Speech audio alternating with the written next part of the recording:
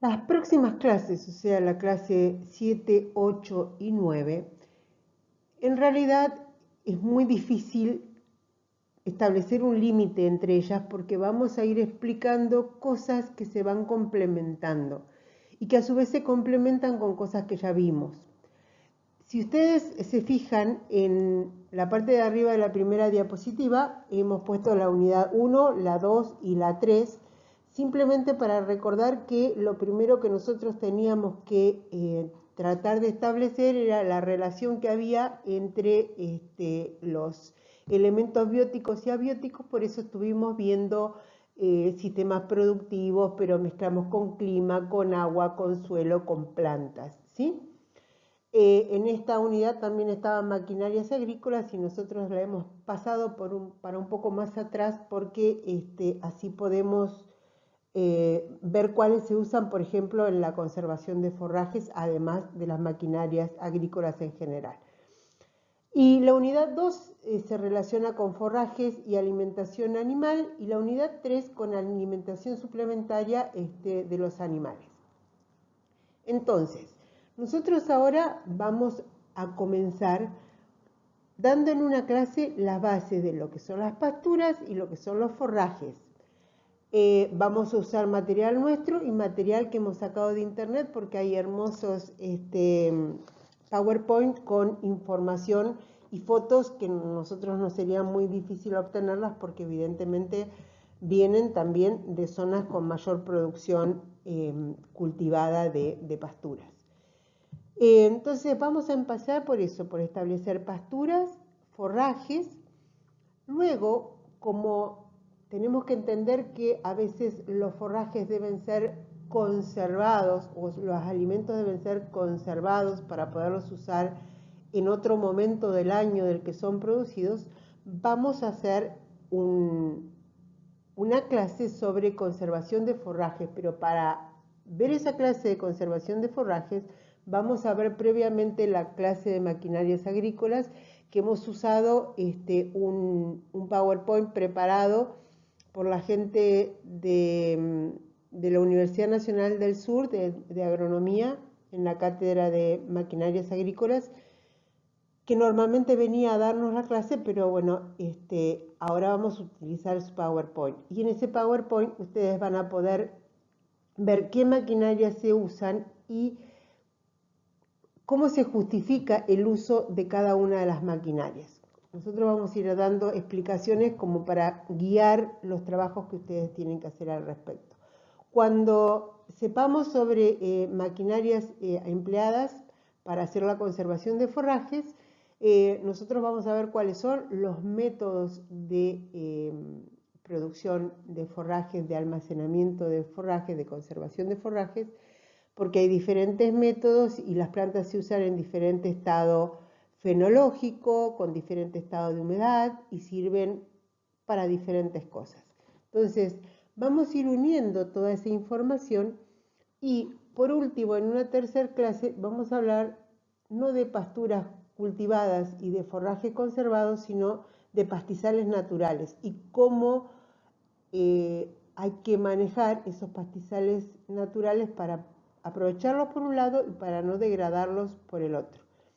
Y vamos a cerrar con una clase de plantas tóxicas que está relacionado con la presencia de plantas que pueden ser nocivas y que es importante que al menos sepan que existen y que las tengan presentes, que eso puede ser uno de los motivos de muerte o de baja de peso, de baja de la producción en los sistemas agropecuarios. Entonces, todas estas tres clases van juntas.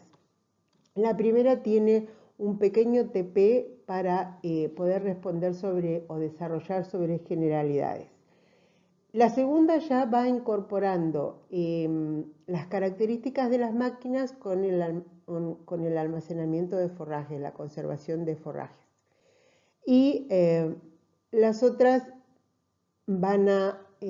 los TP van a estar relacionados al uso debido de los pastizales naturales y la identificación de plantas tóxicas. Entonces, Nosotros vamos a compartir links de otras cátedras, vamos a utilizar la clase de maquinarias agrícolas de la UNS y sugerimos mirar los videos y tenerlos presentes porque con ese material ustedes y con los apuntes que les ponemos, ustedes van a ser capaces de realizar los TP. Como forma general vamos a hablar de pasturas, pero a mí me gustaría recordarles algo que di en la primera clase y que tenemos que seguir recordando durante toda la materia y que tienen que recordar ustedes como profesionales. Cuando nosotros hablamos de sistemas, y dijimos muchos sistemas y terminamos en sistemas agropecuarios, dijimos que eran un conjunto de elementos interrelacionados que actúan dentro de límites definidos, con una finalidad común y sujetos a factores exógenos. Si nosotros tratamos a la pastura como un sistema, el conjunto de elementos son el suelo y las plantas, las interrelaciones son la competencia y el complemento, que actúan dentro de límites definidos son los potreros o los campos, con una finalidad común es producir alimento para el ganado y sujeto a factores exógenos serían la lluvia, la temperatura, el fotoperiodo y las decisiones del hombre, que va a ser el que determina momentos de pastoreo, de descanso, de corte, etc.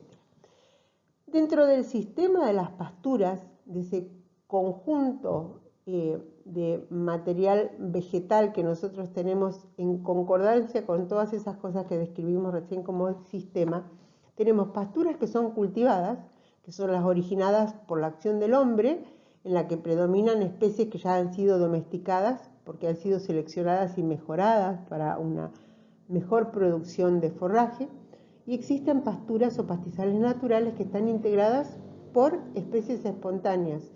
Son aquellas que no tienen intervención del hombre, pero que pueden ser aprovechadas y son muy valiosas como alimento en los sistemas. Especialmente en la Argentina tenemos muchas áreas con pastizales naturales en uso ganadero. Dentro de las pasturas cultivadas, y ustedes ya estuvieron viendo un poco esto cuando se describieron las especies forrajeras, saben que se pueden diferenciar por la duración de la pastura en las anuales, en las bianuales, las perennes, que no quiere decir que duren para toda la vida, sino simplemente que pueden ser utilizadas durante muchos años con una utilidad que se prolonga durante varios años. Y las pasturas se pueden también diferenciar por su época de producción, entonces tenemos pasturas de invierno, tenemos pasturas de verano, y solemos tener pasturas que son también bianuales o perennes. En cuanto al número de especies que componen una pastura cultivada, las pasturas pueden ser monofíticas cuando están integradas por una sola especie, difíticas cuando están integradas por dos y polifíticas cuando están integradas por varias.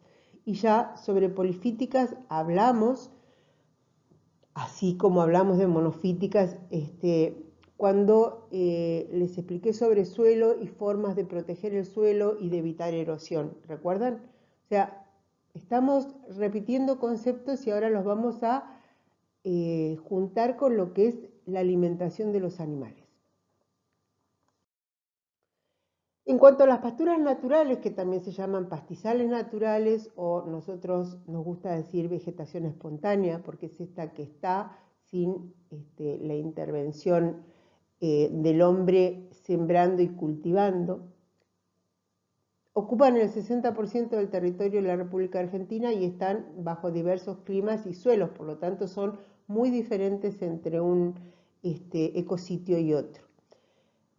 Cuando hablamos de pasturas naturales, lo que nosotros tenemos que saber es que el animal selecciona sobre la oferta. O sea, sobre una pastura natural, el animal tiene acceso a todas las plantas, pero selecciona y elige su dieta.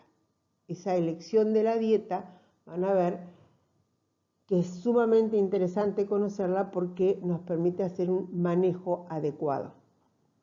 La proporción de gramíneas, no gramíneas, leñosas, anuales y perennes va a depender del lugar, de la época del año y del clima.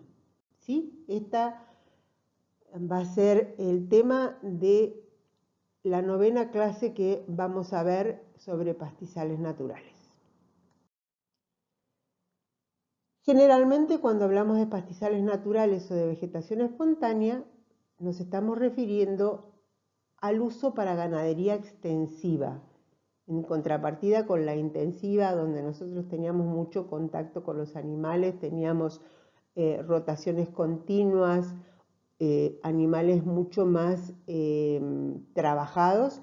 Generalmente los pastizales naturales se utilizan en ganadería extensiva, o sea, generalmente en extensiones más grandes, y bueno, sobre esa extensión, vuelvo a repetir, el animal elige sobre la oferta que tiene, por lo tanto selecciona su dieta. Pero cuando nosotros hablamos de pastizales naturales, tenemos que saber que para que el animal pueda seleccionar su dieta, tiene que haber una oferta, ¿sí? El campo tiene que tener una oferta de forraje. Después el animal seleccionará, pero nosotros tenemos que darle opciones. Que la oferta esa puede manejarse por el hombre, ¿sí? Va a depender del clima, va a depender del lugar, de la topografía, pero el hombre puede manejar el movimiento de los animales y hacer que la oferta se supere, se mejore o que se degrade. Eso se llama manejo y es lo que vamos a ver al final de estas clases que empezamos a ver la relación de los animales con los alimentos.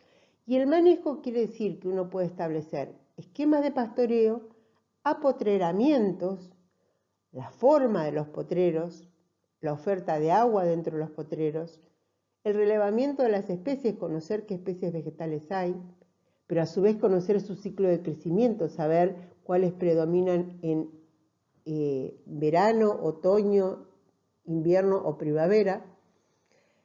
Identificar las especies nocivas o tóxicas, porque podemos tener problemas y es conveniente saber si ese problema puede provenir de la presencia de sustancias tóxicas en algunas plantas. Saber cómo es el hábito de ingesta, el hábito de comida de las diferentes especies animales. Saber que podemos hacer un servicio estacionado, rotación y descansos. Tenemos que considerar en el manejo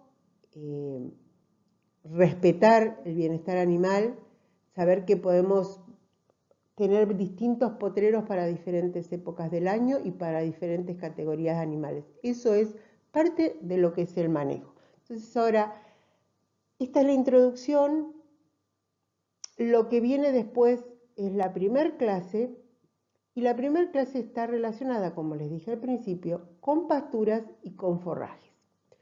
No tenemos material propio subido, pero tenemos un apunte sobre las formas en que uno puede aprovechar una pastura. Antes se define la pastura y después hay un PowerPoint que tiene mucha información sobre pasturas cultivadas, que no les pedimos ni que retengan los nombres, pero que sí lean el PowerPoint en sus cuando explica la generalidad de las características de las plantas forrajeras, ¿sí? Porque van a ver que vuelve a emplear todo eso que les explicó Paola sobre el tipo de plantas que se usan para alimentación animal y cuáles son los dos principales grupos que ustedes van a reiteradamente escuchar que se encuentran presentes. Sobre ese material ustedes van a tener que sacar información para completar el TP de esta clase primera y de la que sigue. Así que es como que hay una continuidad en estas clases y muchas veces van a necesitar el TP o el material de la clase anterior para completar un cuestionario.